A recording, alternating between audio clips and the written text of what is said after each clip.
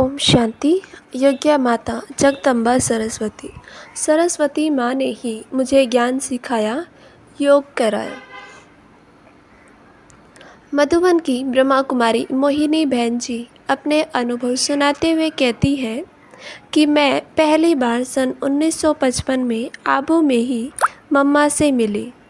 उस समय में 14 साल की थी। जब मैंने मम्मा पापा को देखा तो वे मुझे लाइट के कार्ब में दिखाई पड़े।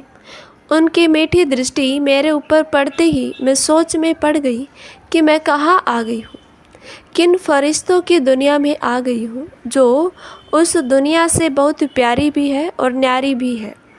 उस समय मुझे इस ज्ञान की इतनी समझ नहीं थी, परंतु इतना तो जरूर निश्चय था कि ब्रह्मा बाबा के तन में शिव पिता का अवतरण हुआ है।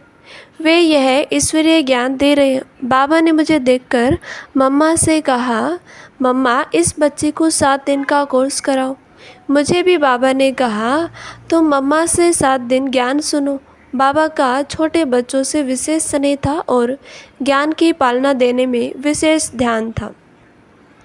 बाबा कहते हैं ये छोटे छोटे बच्चे बैठकर किसी को ज्ञान सुनाएंगे तो सुनने वाले बहुत प्रभावित होंगे और सोचेंगे कि हम भी इन जैसे बने अथवा हमारे बच्चे भी इन जैसे बने। मम्मा ने हमें 3 दिन में इस ईश्वरीय ज्ञान का साप्ताहिक कोर्स कराया। रोज़ शाम को बाबा उस पढ़ाई का पेपर लेते थे। बाबा प्रश्न पूछते थे और मेरे उत्तर सुनकर बाबा बहुत खुश होते थे। इस प्रकार ज्ञान ज्ञानेश्वरी सरस्वती माँ ने मुझे ज्ञान सिखाया, योग का अभ्यास कराया। मम्मा की विशेषता थी पालना की शक्ति। मम्मा ने मुझे इतना प्यार दिया जितना कि शायद लौकिक माँ ने भी न दिया हो। मम्मा के इशारों ने, पालना ने और प्यार ने मेरे जीवन को ही बदल दिया। मम्मा ने ही मुझे भाषण करना भी सिखलाया। एक बार मम्मा भाषण करने बाहर जाने वाली थी। मम्मा ने कहा, तुम भी मेरे साथ चलना, वहाँ पहले तुम भाषण करो, बाद में मैं भाषण करूँगी। मैंने कहा, मम्मा मुझे तो भाषण करना आता ही नहीं और इतने आदमियों के सामने मैं कैसे बोलूँगी। तब मम्मा ने कहा, तुम उन बड़े बड़े शरीरों को थोड़े ही ज्ञान सुना रही हो, तुम्हें तो आत्माओं को ज्ञान सुनाना है। तुम आत्माओं को देखो, छोटी छोटी बिंदु आत्माओं को देखकर भाषण करो। उस समय मैंने आत्मा का भाषण किया। पहले मैंने भाषण मम्मा को लिखकर दिखाया और मम्मा ने उसमें करेक्शन करके भी दिया था।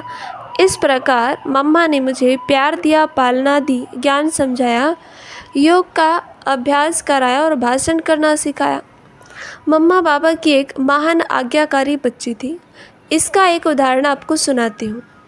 एक बार की बात है, आबू में एक पार्टी आई थी बाबा मम्मा से मिलने। उनको उसी दिन जाना था। वे लोग जब बाबा मम्मा से विदाई लेने गए तो बाबा ने मम्मा से कहा, मम्मा बच्चे जा रहे, इनके लिए साबूदाने का हलवा बनाओ। मम्मा ने कहा, जी बाबा। मैं तो मम्मा की बात सुनकर हक्की बक्की रह गई। वे लोग तो अभी जा रहे हैं, साबूदाने का हलवा बनने में तो बहुत समय लगता, इतनी जल्दी हलवा कैसे बनेगा। तब मम्मा मुस्कुराई और कहा, बाबा ने कहा तो बन ही जाएगा। मम्मा हलवा बनाने बैठ गई। पार्टी वाले तो निकल गए। मैंने जाकर मम्मा को कहा, मम्मा वो तो चले गई। मम्मा ने कहा, ठीक है। वे बनाती ही रही।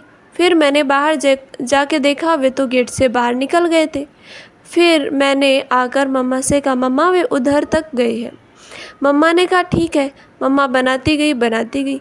वे चले गए बस स्टैंड। फिर बाबा आए, पूछा, मम्मा हलवा बन गया।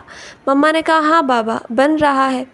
आखिर हलवा बन गया। बाबा ने हलवे को एक डिब्बे में भरा और एक भाई को कहा, यह डिब्बा बस स्टैंड जाकर उन बच्चों को देकर आओ। उस समय कोई गाड़ी तो थी ही नहीं यज्ञ में। वह भाई दौड़कर बस स्टैंड पहुंचा। बस निकल रही थी। उस भाई ने हाथों से इशारा किया तो बस रुक गई। बस से पार्टी का एक भाई बाहर आया। बाबा का भेजा हुआ हलवा पाकर वे सब गदगद हो उठे कि बाबा मम्मा ने हमारे लिए हलवा बनाकर भेजा। उन्होंने आबू रोड पहुंचते ही बाबा के लिए प्यार और धन्यवाद भरा पत्र लिखा और खुशी में मग्न होकर बाबा की याद में हलवा खाया। इस प्रकार मम्मा बाबा ने बच्चों को सुख संतोष में रखना ही अपना कर्तव्य समझा। मम्मा के नयन, मम्मा की सूरत इतनी रूहानी होती थी कि जो भी उनको एक बार देखता वह जीवन भर नहीं भूलता था। जिन्होंने भी मम्मा का प्यार और पालना पाई वे इस ज्ञान में अचल और अडोल होकर चले और चल रहे हैं। मम्मा का व्यक्तित्व बहुत प्रभावशाली और शक्तिशाली था। मम्मा के सामने कोई भी बाहर का व्यक्ति हो या यज्ञवत्स हो झूठ नहीं बोल सकता था, उसकी हिम्मत ही नहीं होती थी। उनके सामने आते ही वे उनकी रूहानी दृष्टि से प्रभावित होकर अपने को बच्चा महसूस करता था। उनको अपनी माँ अथवा देवी शक्ति अनुभव करता था। बात जैसी होती थी वैसी ही कह देता था। मम्मा हमारी छोटी छोटी भूलों को भी देखना नहीं चाहती थी। वे चाहती थी कि हर एक बच्चा भूलों से मुक्त हो जाए। मम्मा यह भी हम बच्चों को सिखाती थी कि हमारे कारण अन्य किसी की दिनचर्या में तकलीफ न हो अथवा उनके कार्य में बाधा न पड़े।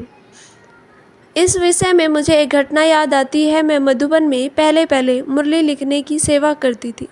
मेरा लक्ष्य यही होता था कि सुबह नाश्ते के बाद लिखना शुरू किया तो उसको पूरा करके ही भोजन करना, अर्थात दोपहर भोजन तक मुरली लिखना पूरा करना। कई बार क्या होता था कि कोई कोई मुरली बड़ी होती थी तो पूरी करने में देर हो जाती थी। सब भोजन करके चले जाते थे और मैं अकेली रह जाती थी। मेरे कारण ही भोजन खिलाने वाली माता इंतज़ार करते बैठा करती थी। मम्मा ने इसको पहली बार देखा तो कुछ नहीं कहा। फिर दोबारा भी ऐसा हुआ तो मम्मा ने मुझे बुलाकर कहा, देखो मोहिनी, तुम्हारे कारण उस माता को देर तक बैठना पड़ता है। तुम देरी करते हो तो उसको भी भोजन देरी से करना पड़ता है और आगे के उसके काम जैसे बर्तन आदि यथास्थान पर पहुंचाना और व्यक्तिगत कार्य करना ऊपर नीचे होता है। इसलिए तुम समय पर खाना खाया करो। मैंने कहा, जी मम्मा। 2-3 दिन के बाद मैं पुनः अपनी योजना अनुसार ही पूरी मुरली लिखकर भोजन करने गई तो माता मेरा इंतज़ार कर रही थी। फिर मम्मा ने मुझे बुलाया और कहा, मोहिनी, आज से 15 दिन तक भोजन खिलाने की सेवा तुम करोगी। मैं चुप हो गई और मम्मा का कहा मान लिया। उस दिन खाना खिलाने के लिए बैठी तो सबका खाना पूरा होने तक मेरी स्थिति ही खराब हो गई। सबको खिलाने के बाद मुझे खाना पड़ा। उसके बाद सारे बर्तन संबंधित स्थान पर पहुंचाना आदि करते मेरा हाल बेहाल हो गया। अगले दिन ही मैंने मम्मा से कहा, मम्मा, मेरे से यह सेवा नहीं होगी। मैं आगे से समय पर आकर भोजन करूंगी, देरी नहीं करूंगी। लेकिन मम्मा ने कहा, एक दिन में तुम इतनी परेशान हो गई। वो माता तो रोज़ ऐसी परिस्थिति का सामना करती है, वो कैसे कर रही थी। फिर भी मम्मा ने कहा, तुमको 15 दिन तो यह सेवा करनी ही पड़ेगी। इस प्रकार मुझे मम्मा ने सेवा देकर अनुभव कराया कि एक की छोटी सी भूल से कितनों को दिक्कत होती है और हर एक व्यक्ति द्वारा अपना अपना काम ठीक ढंग से तथा ठीक समय पर करने से सेवा में सबको कितना सहयोग और सफलता मिलती है। उस दिन से मैंने यह धारणा बना ली कि मेरे कारण दूसरों की सेवा में अड़चन न हो और यह ध्यान मैं आज तक रखती आ रही हूँ। मम्मा के मुंह से कभी भी ये शब्द नहीं निकले कि हम कोशिश करेंगे, देखेंगे। बाबा ने कहा और मम्मा अपनी सेना को साथ लेकर उस कार्य में तत्पर हो गई, क्योंकि मम्मा हमें ये कहती थी कि यह कार्य किसने सौंपा है। अगर यह कार्य न होने वाला होता तो वो क्यों कहते।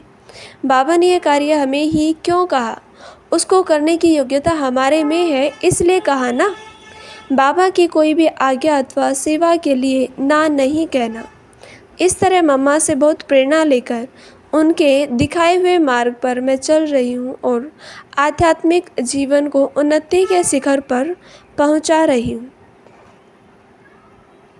मम्मा के वरदानों से ही मैं चल रही हूँ। गांधीनगर से ब्रह्मा कुमारी कैलाश बहन जी लिखती हैं कि बात 1959 की है। मैं बहुत छोटी थी। उस समय मेरे मम्मी पापा ज्ञान में चलते थे। उनके साथ साथ मैं भी हर रोज़ सेंटर पर जाती थी। मुझे बहनों का जीवन, व्यवहार और प्यार बहुत ही अच्छा लगता था। उन्हीं दिनों मम्मा जालंधर सेवा केंद्र पर आई थी। मैं भी मम्मा पापा के साथ जालंधर गई थी। मम्मा से भी मिली और मम्मा के आगे एक गीत भी गाया। मम्मा को बहुत अच्छा लगा। वो मुस्कुराती रही और कहा, बहुत पुरानी जानी पहचानी बाबा की बच्ची हो। यज्ञ से ही गई थी और यज्ञ में ही आ गई हो। देखो बच्ची, बाबा सेवा के लिए अलग अलग स्थानों पर अलग अलग तरीक़ों से भेजते हैं। बाबा आपसे अपने आप ही सेवा कराएंगे, मेहनत नहीं करनी पड़ेगी। मम्मा का दिया हुआ यह वरदान मुझे सदा याद रहता है। आज भी बाबा निमित्त बना करके सेवा करा रहे हैं। फिर मेरे को थोड़ा सा ताऊ जी का बंधन आया, लेकिन बाबा का बहुत ही साथ और मदद मिली। हमारे ताऊ जी की ऐसी इच्छा थी कि मैं बहुत ही अच्छी तरह से धूमधाम से अपनी बच्ची की शादी कराऊं, लेकिन मैं मन में पक्का कर बैठी थी कि चाहे कुछ भी हो, मुझे ब्रह्मा कुमारी बहनों जैसा जीवन बनाना है और खूब बाबा की सेवा करनी है। मित्र संबंधियों की ओर से भी मुझे कोई साथ नहीं मिलता था और ये सब विरोधी बन गई।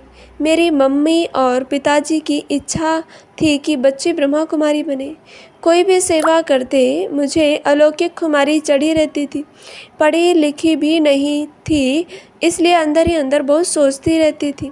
फिर मेरे को विचार आया कि मैं अंदर की बात और बंधनों की बात बाबा मम्मा को पत्र द्वारा सुना दूँ। मैंने मम्मा और बाबा को पत्र लिखा, मम्मा मैं पढ़ी लिखी नहीं हूँ, मुझे कुछ भी आता नहीं है और मुझे हमेशा के लिए सेंटर पर ही रहना है, तो मैं क्या करूँ और कौन सी बातों को ध्यान रखूँ। कुछ दिनों के बाद मम्मा का पत्र आया। मम्मा ने बहुत ही प्यार भरा पत्र लिखा। बहुत मीठी मीठी, बहुत अच्छी जीवन में ध्यान रखने जैसी बातें पत्र में लिखी हुई थी। मैंने एक बहन को बुला करके सारा पत्र सुना। पहले तो मम्मा ने लिखा था कि बच्ची, जब तुम अपने घर से बाबा के घर में आओ तो यह याद रखना कि यह मेरा सदा काल के लिए घर है। इस घर के सिवाय और मेरा घर कोई नहीं है।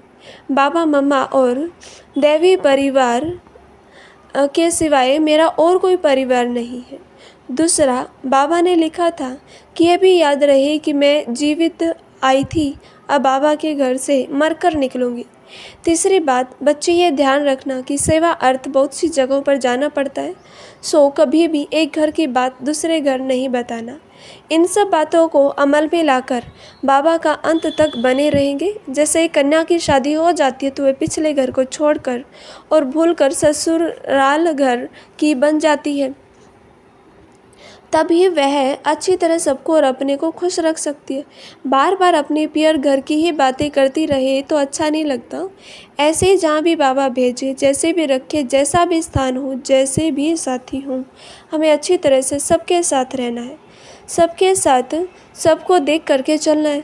सबके साथ स्वभाव संस्कार मिल जाए ऐसे चलना है। बस वो दिन और आज का दिन मुझे ये शिक्षा सदा याद रहती है। उसी अनुसार मैं ध्यान रखकर चलती रही हूँ और बाबा चला रहे।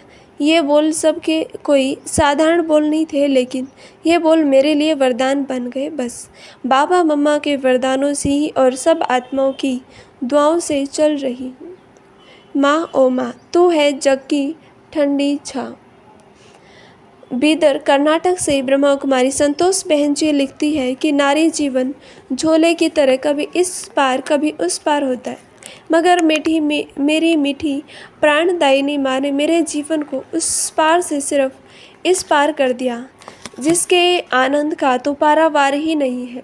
लौकिक जन्म में ही जगत पालक के मेहरबानियों से जीवन में संपन्नता रही। बात 1965 की 31 मई की है। लौकिक माता पिता तथा दादी कमल सुंदरी ने मेरा हाथ मीठी माँ बाप दादा के हाथों में सौंपा और कहा कि आज से यह बच्ची आपकी है। मैंने मानो कोई गुप्त पहेली सुनी हो, बच्ची आपकी है। मेरी 15 वर्ष की अबोध सी अवस्था में मेरे हित चिंतक मेरे लिए क्या क्या योजना बना रहे हैं, मेरी समझ से बाहर था।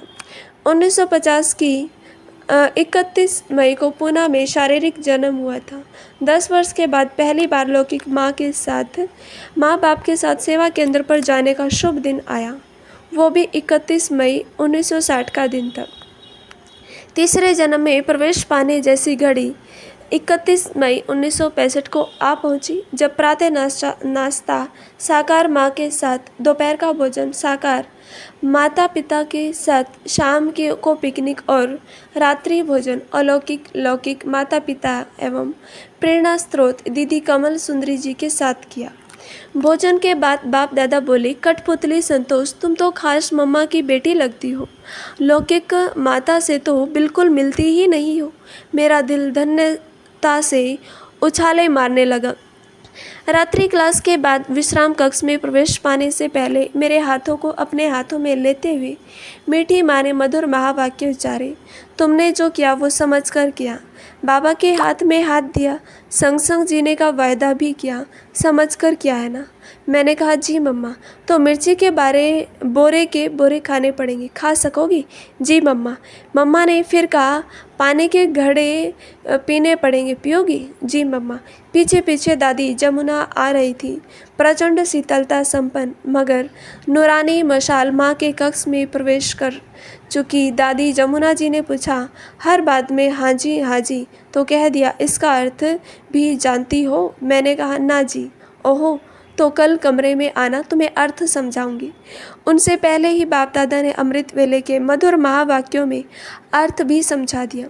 कितना रूहानी आकर्षण भरा वातावरण था, जिसमें कठिनाई जैसी कोई बात नहीं लगी। मानो कि प्यारी माँ ने उच्चारण करके कवच पहना दिया था, जो आज तक भी पहना हुआ है। वो कवच नया का नया ही है। लिखते लिखते अनेक मधुर यादें मानस पटल पर उभरने लगी है। कौन सी बात लिखूं, कौन सी नहीं लिखूं। मम्मा का निर्देश था कि हर स्थूल सूक्ष्म कार्य जो भी करो संपूर्णता से भरपूर पूरे मन से करो। रोटी भी बेलो तो चंद्रमा सी गोल, जिससे वो गोल रोटी उस लाल लाल गोल ज्योति की भी संग संग यादें दिलाती रहे। खाने वाले भी शक्तिशाली हो। एक दिन 6:30 बजे साय पर मैं प्रेस करने के लिए बड़ी मेहनत कर रही थी। छोटे छोटे हाथों से बड़ी प्रेस उठाकर स्वयं की साड़ी प्रेस कर रही थी। मम्मा फरिश्ता पीछे से आकर कब से मेरे सफलता और असफलता के इस प्रयत्न को निहार रही थी, मुझे पता ही नहीं पड़ा।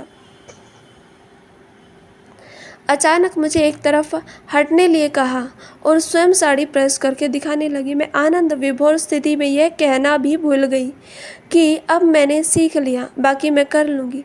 माँ ने मुझे वस्त्र ही नहीं दिए, बल्कि माँ की चोटों से मुक्त रहने के लिए बुलेट प्रूफ कवच पहना दिया, जिसे पहनने पर दिल गा उठता है, हे दाता, हे माता, जीऊँगी तेरी गली में, मरूंगी तेरी गली में। चली आई माँ अपनों के गांव में, भूल धूप दूर तेरी ठंडी ठंडी छाँव में। चली आई माँ, कबूल रखना अपनी शक्तिशाली बाहों में। मैं तो बस आ ही गई माँ तेरी शक्तिशाली बाहों में। करुणाशिले समापूर्णे प्रेममयी माँ सरस्वती। पूना की दादी ब्रज शांता जी अपने अनुभव सुनाते हुए कहती हैं कि एक बार हम 30 कुमारियों को एक कमरे में ध्यान में बिठा दिया गया।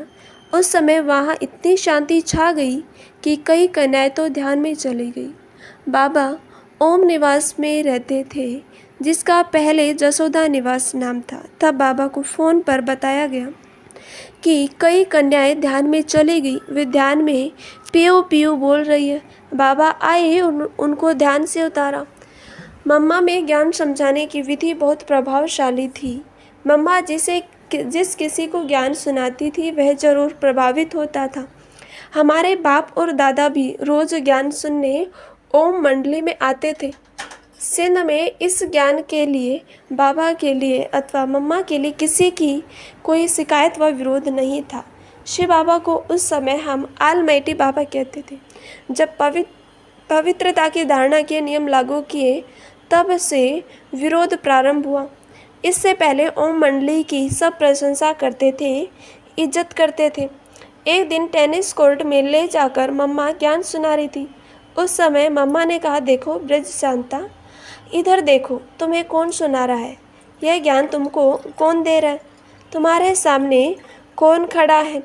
ऐसा कहते मुझे देखने लगी।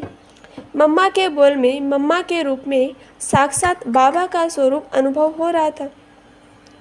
उस समय हम ब्रह्मा बाबा को साधारण रूप में कभी नहीं देखते थे।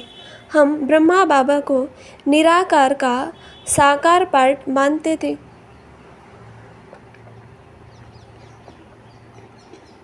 उस समय बाप दादा शब्द नहीं था। निराकार शिव बाबा को आलमाइटी बाबा और साकार को बाबा कहते थे। हम जानते थे दोनों अलग अलग है, फिर भी हमें अनुभव होता था कि दोनों कंबाइंड है। उस समय मुझे मम्मा में बाबा का कंबाइंड रूप अनुभव हुआ। तब मैंने कहा, हाँ माँ, मैं समझ गई। मम्मा बहुत रहमदिल थी। सज़ा मिलने से ही कोई व्यक्ति सुधरता है, इस बात पर उनका विश्वास नहीं था। मम्मा मानती थी कि जो व्यक्ति अपनी गलती पर प्रायश्चित करता है अथवा अपनी गलती का एहसास कर उसको सुधारता है, वही अच्छा व्यक्ति है और वह समा का हकदार है। ऐसे व्यक्ति पर मम्मा अपना प्यार बरसाती थी। ऐसी ही एक घटना मेरे साथ हुई। कराची में हम लोग रोज़ ड्रिल की वर्दी पहनकर टेनिस कोर्ट में ड्रिल करने जाते थे। चंद्रमणि बहन हम सबको ड्रिल कराती थी। कभी कभी मम्मा भी आती थी। ड्रिल करने जाते थे तो सब जूते पहनते थे। जिस दिन देखने के लिए मम्मा आई थी उस दिन मैंने चप्पल पहनी थी। मम्मा ने मुझसे पूछा, तुमने जूते क्यों नहीं पहने? मैंने कहा, मम्मा 2-3 दिन से पाँव में दर्द है इसलिए जूते नहीं पहने। लेकिन बाद में मेरा मन अंदर ही अंदर खाने लगा कि मैंने मम्मा महारानी से झूठ बोला, क्योंकि उस दिन तो मेरे पाँव में दर्द था ही नहीं। उस दिन मैं जूते पहन सकती थी, फिर भी मैंने मम्मा से झूठ बोला। उन दिनों बाबा हम लोगों से कहते थे कि किसी से कोई भूल हो जाए तो इसके बदले सज़ा के रूप में एक दिन का नाश्ता अथवा भोजन छोड़कर अपने आप को सजा दो। बाबा की ये बात मुझे याद आई तो मैंने जल्दी जल्दी नाश्ता खिलाकर बाहर आ गई। खिलाने की ड्यूटी मेरी और आत्मा मोहिनी बहन जी की थी। 8 बजे तक नाश्ता खिलाना पूरा हो गया था। 9 बजे मम्मा अपने कमरे से नीचे आई। नीचे एक बेंच रखा था जिस पर मम्मा बैठी थी और उनके सामने हम सब बहनें नीचे बैठी थी और कचहरी जैसी होती थी। इस कचहरी में सब अपने आप अपनी भूल बताते थे। मैंने भी खड़े होकर अपनी भूल बता दी कि मम्मा, मैंने आज आपसे झूठ बोला है इसलिए मैं अपने आप को सज़ा दी है। मम्मा ने पूछा, क्या भूल की है और क्या सज़ा दी है? मैंने सारी बात बता दी। मम्मा ने कहा, क्या तुमने नाश्ता नहीं किया? मम्मा का भी नाश्ता अभी तक नहीं हुआ है। मम्मा के साथ तुम भी नाश्ता करो, चलो। मैंने कहा, नहीं मम्मा, मैंने आपसे झूठ बोला है, मुझे सज़ा भोगने दो। तब मम्मा ने कहा, ब्रज शांता, मम्मा आज तुम्हारे साथ नाश्ता करना चाहती है, क्या तुम अपने साथ मम्मा को नाश्ता नहीं करने दोगी? फिर मम्मा मेरी उंगली पकड़कर ले चली और कहा, तुम्हें छोड़कर मैं नाश्ता नहीं करूँगी। आखिर मम्मा ने अपने साथ बिठाकर मुझे नाश्ता खिलाया। इस प्रकार मम्मा माँ थी, करुणामयी थी, समामयी थी और वात्सल्यमयी थी। हम देखते थे कि मम्मा हमेशा मन मनाभाव की स्थिति में रहती थी। जब देखो तब ऐसा ही लगता था कि मम्मा योग में है, मगन अवस्था में है। मम्मा का देखना, चलना, बोलना, मुस्कुराना आदि सब में अलौकिकता और आकर्षण देखने में आता था। मम्मा की खुशी और नशा कभी कम नहीं होता था। मम्मा ने मुझे जगत माता कह पुकारा। काशी वाराणसी में ब्रह्मा कुमारी सुरेंद्र बहन जी लिखती है कि वे क्षण कितना न अद्भुत, अलौकिक और दिव्य अनुभूतियों से भरा था जब मुझे शास्त्रों में वर्णित विद्यादायिनी वीणा वादिनी जगदम्बा सरस्वती से साक्षात मिलन मनाने का परम सौभाग्य प्राप्त हुआ। इस अनुपम महामिलन को व्यक्त करने में शब्द असमर्थ है। हमने तो भक्ति में देवियों की महिमा सुनी थी, परंतु मम्मा के दिव्य मिलन से तो मैं स्वयं देवी बन गई। यह सब कुछ पल भर में ही हो गया। न सोचने, न समझने, न तर्क वितर्क करने, न ही भविष्य के प्रति संशय करने के लिए समय। मानो वक्त ठहर सा गया हो। मैं इस दिव्य मिलन में भूल गई थी इस नश्वर शरीर, असार संसार और समय को। आज भी मम्मा से प्रथम मुलाकात के क्षण आँखों से मोतियों के रूप में छलक पड़ते। भक्ति का संस्कार जन्मजात होने के कारण नित्य मंदिर में जाकर पूजा वंदना करती थी। शिव और शक्ति स्वरूपा देवी दुर्गा की उपासक थी। मन में इच्छा थी देवी बनने की। यही बात मैं भगवान से प्रार्थना में भी कहती थी। एक दिन जब मैं शिव के मंदिर में बैठकर ध्यान कर रही थी तो अचानक सामने का शिवलिंग अदृश्य हो गया। उसके स्थान पर प्रकाश पुंज निकलने लगा और मंदिर के दरवाजे पर श्वेत वस्त्रधारी व्यक्ति का साक्षात्कार हुआ। मैं ध्यान में चली गई। आकाशवाणी हुई, बच्ची जो चाहती हो बन जाओगी। जब आंखें खुली तो देखा कि सामने शिवलिंग और बाहर नंदीगण की केवल मूर्ति है, अन्य कोई नहीं।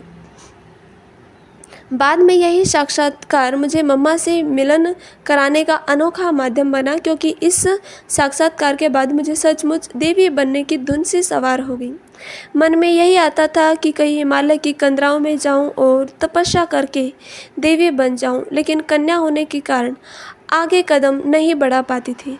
धैर्य की परीक्षा की भी एक सीमा होती है। आखिर मेरे जीवन में ड्रामा की वो घड़ी आ गई जब मुझे सत्संग में जाने का सुअवसर मिला। सत्संग चल रहा था। चंद्रमणि दादी जी योग करा रही थी। मैं जब वहाँ योग में बैठी तो तुरंत ध्यान में चली गई।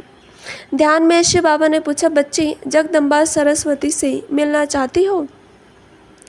मैंने कहा, हाँ बाबा। तब फिर बाबा ने कहा, बच्ची तुम अब देवी बन जाओगी। मैं खुशी के मारे झूम रही थी। जब मैं ध्यान से सामान्य अवस्था में आई तो देखा कि ब्रह्मा बाबा का फोटो वहाँ लगा हुआ, जिनको साक्षात्कार में 5 वर्ष पूर्व देखा था।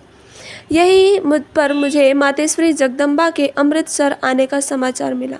मैंने सुना था कि मातेश्वरी जगदम्बा साक्षात देवी है। ये बातें बाबा ने मुझे ध्यान में भी बताई थी। मैं मम्मा से मिलन के क्षणों की बेसब्री से प्रतीक्षा करने लगी। आखिर वह दिन आ ही गया जब हम सब क्लास में थे और मातेश्वरी जगदम्बा सामने थी।